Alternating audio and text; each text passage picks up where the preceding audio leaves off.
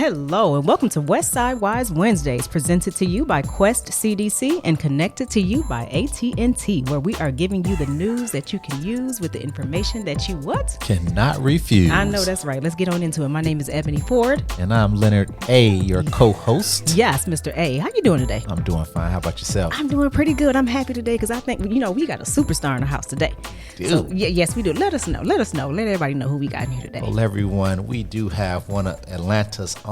We have none other than City Council District 3, yes. Byron Amos. Welcome. Ooh, come on, y'all. Come through with the applause. Welcome. How you doing there, sir? I'm just taking the two of you in. That's right. I'm doing good. How about you? Good. Well, welcome to Westside Wednesdays. Yes. I love it. So happy to have you up in the house today. Well, look, it's all about the ATL right now, and particularly the Westside. So, yes. Tell us a little bit about your background coming up on the West Side. We heard about where you're from. Just a little bit of a connection to the West Side, I heard. It was a quote that my team got tired of during the campaign. Born and raised, still live in the same house my mama brought me home to 49 years ago. Love it. Love it. Right there on Electric Avenue in Vine City. Yes. And that's been it all of my life. Everything about me has been about West Side.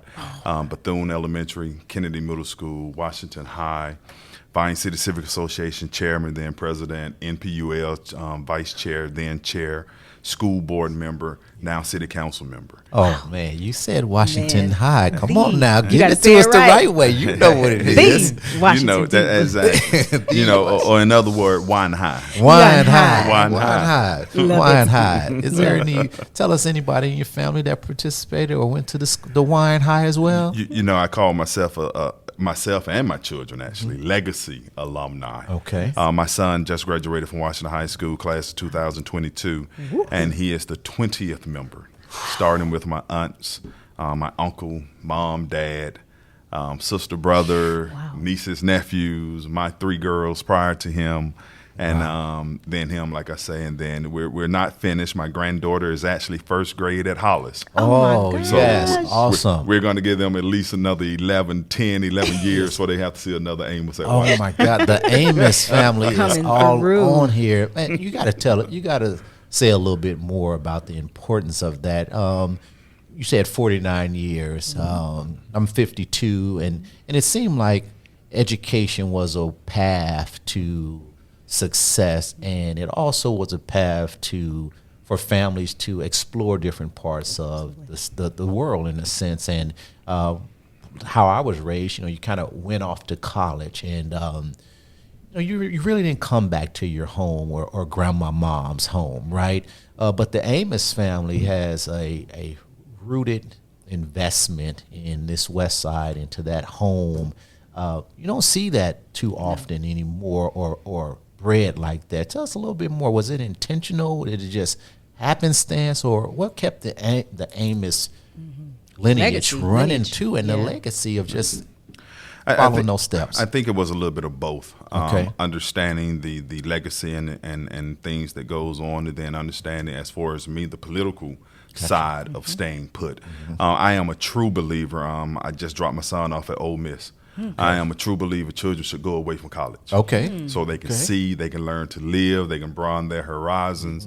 But like you say, we often forget to come home. We often forget about those things that our parents and grandparents fought hard for. Yes. Sure. You talk about neighborhoods like Vine City, English Avenue, Washington Park. You just did not have land as a black person. That's right. You worked hard for it. And so that was one of the things we did not forget. And then seeing the political landscape to where we are now, to understand a lot of the things, a lot of the issues we are facing on the West Side is that we simply did not come back and take care of home. Gotcha. So it was a blessing to be able to be in the political world and in the cultural world, to understand what it is to actually own dirt. And now we own some of the most valuable dirt in the city of Atlanta. In the whole city. Imagine that. Oh, my gosh. Yeah, and this is a little bit talking about owning in the city. Obviously, it's a little bit different than this question, but tell us, it reminds me of this question, about the Tenants' Bill of Rights that you proposed for the city. city? You know, tenants bill is right. When we're talking about a city that is about 50% rental, Okay. but more importantly, when we're talking about Vine City, English Avenue, before I came on council, both of those neighborhoods is probably about 80% rental. Wow. So how do we not take care of the rental population in the city of Atlanta? I don't know how you. So working with the Housing Justice League and Allison Johnson over there, this tenant bill of rights came about, and it's just some simple stuff. Tell us. You know, tenants should have the right to counsel. Okay. You know, eviction is a legal process. Okay. So any of us that ever had to go into court without any type of legal representation understands how stressful that is. Yes. On top of everything else, trying to find some place to stay, trying to keep children in school, trying to keep the lights on. Now you're talking about removing me out of my home, and I don't know what to do. Gotcha. Wow. You know, and then the other place is just having some place for them to turn to as for databases and things of that nature, as far as apartments and living arrangements. But the biggest thing about that is that we have to understand the city of Atlanta, although if we create these opportunities in the state of Georgia, the laws still favor property owners and homeowners. Yes. So that's one of the things we definitely have to remember. And I've been pushing people, considering that this year is a state election. Yes. As people running for state senator, state representative, governor, when these people are knocking on your doors asking for your votes, if you are a renter, the first thing you need to be asking about are renters' rights. That's just right. Absolutely, yes. Yes. You know? For our listeners that's listening, when did this go into effect? Well, it was a resolution. Resolution, So okay. education is everything. Okay. When you, at the end of the day, a resolution passed by city council is a wish. Okay. Those things that we would like to see done. Great. Now, if it That's is what we an wanna hear. ordinance, it is a law. I got you. You know. Okay. Like Okay. So a lot of people hear that we do great things through resolution, but it is not a law. I would have loved to have done the tenant bills right as a ordinance, but understanding that could easily be challenged because state law would have superseded all of that. Absolutely. thank So you. right now Yeah. it's a resolution. It's a I'm sorry. resolution. Thank So you for that. people need to know that. Exactly. Yes. So again, you said resolution is essentially a wish. Yeah, at the end of it, Ordinance is law. it's a powerful wish. Yes. And those wishes often get granted and become true. But when we do something that involves other municipalities or other governmental entities, then that's just it. So even though this was a wish, we turned around the very next day working with our colleague out of District 5, Liliana Bakatari. Okay. We actually donated money to the Atlanta Volunteers Lawyers Wow. organization to actually represent Yes. renters. Okay. So it's still things we can do along the way to hopefully get to that day to our governor and our state legislator look up and realize that it's just not the city of Atlanta. If you look at the home ownership versus the home rentalship in the state of Georgia, Yes. we need to do something to support our renters. In the entire state. And then going Yes. back to what you said a few seconds ago about it's a state election year. Yeah. Oh, yes. Okay. Yep. Oh, yes. Big news there, right? Okay, so I'm kind of skipping ahead a little bit, but this is a good segue for one of these questions. Voter participation in District 3 is embarrassingly low. How does that affect everything, day-to-day life? You know, it's ironic.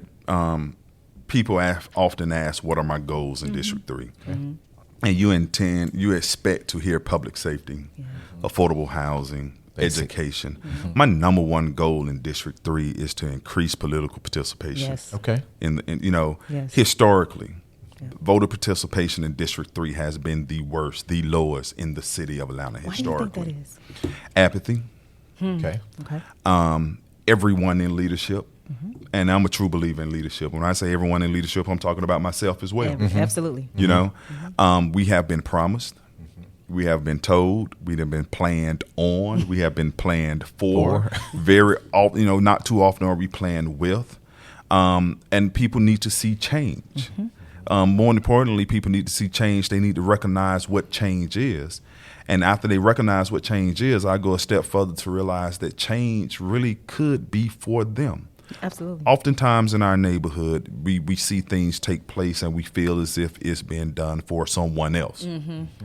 But at this current moment, you see change and you're still here. You're so still take here. advantage. I love to go to Cook Park and see all of my legacy residents, all of my new residents. Everyone is in the park because everyone thought that once the park was open, Yes. we was coming through with bulldozers Yes. and we was moving everyone out. Now, I'm not naive. I'm not blind. Property taxes inflation and everything else will have some type of effect Yes. on the people that's here. But I think that's it. I think that and I think that we go out and we register everyone to vote, and then we forget to educate them about voting. Got you. Let me ask you a question, expanding upon that. The voting system or the framework of voting has seemed to have stayed the same for decades and decades. Is it time to deploy new opportunities for people to engage the process of voting? I mean, I've been voting. I go to wherever they tell me my precinct is.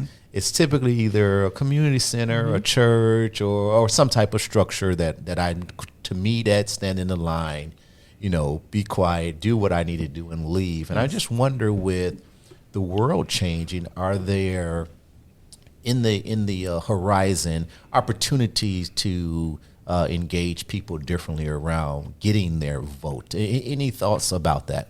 That's a simple yes. Okay. And it brings us back to the state election, because in a time that we should be improving the ways of offering more ways of people to get involved in the political process, this legislature that is in place now, in my opinion, went backwards. Gotcha. Yeah. And it became very clear when one of my twin daughters, they've been campaigning with me since birth. All of my positions, can tell you about the political process. Wow. But in 2019, when I ran for council, one of them asked, could they vote online? Now, this is coming out of my own household. Okay. Someone that knows the political process. Yes. But it is what the younger generation, the millenniums, the X's, the Y's, or whatever we call it. Yeah, exactly. I don't know. So it is time for us to do something. Their Instagram, Facebook, Twitter. It is an opportunity for us to do something different around voting. And I understand. Okay. The power structure is scared. Yes. Okay. They understand what participation means. So it's to me, it's not more about giving people an opportunity to vote more so than it is about giving people the opportunity and the permission to vote. To vote, absolutely, yes. That process is serious. Yes. Get them involved in the process, then things change. Absolutely. Process changed, and you see the action, as you gave a great example of Cook Park. Shout out to TPL and all those who helped put that together. You're right. You see people out there engaging all the time. So it's other programs. I think co-host, you were going to ask maybe about some weed and seed that was going on. I definitely will. We're going to go ahead and what they call pay the bills real quick. We're going to hear a word from our sponsor, AT&T. Just a minute, y'all. All right. Hi, it's Ebony Ford, host of Westside Wise.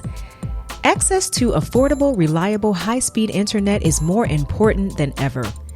That's why AT&T is furthering its efforts to help bridge the digital divide by offering new solutions that help households here in Atlanta and beyond stay connected to work, education, healthcare, and more. AT&T has worked to reduce barriers to the cost of home internet service. By combining access from AT&T, which provides low-cost internet service for eligible households, with the Federal Affordable Connectivity Program benefit, eligible households can get free home internet service. I discovered access from AT&T at a time when I had no car, no job, no money, no internet. It was the segue for me to be able to apply for benefits, look for childcare programs, look for jobs, and attend training. It literally was my foundation to be able to get back on my feet. And it all started with access from AT&T. Terms and restrictions apply. Speeds up to 100 megabits per second where available. Learn more at att.com/internet/access.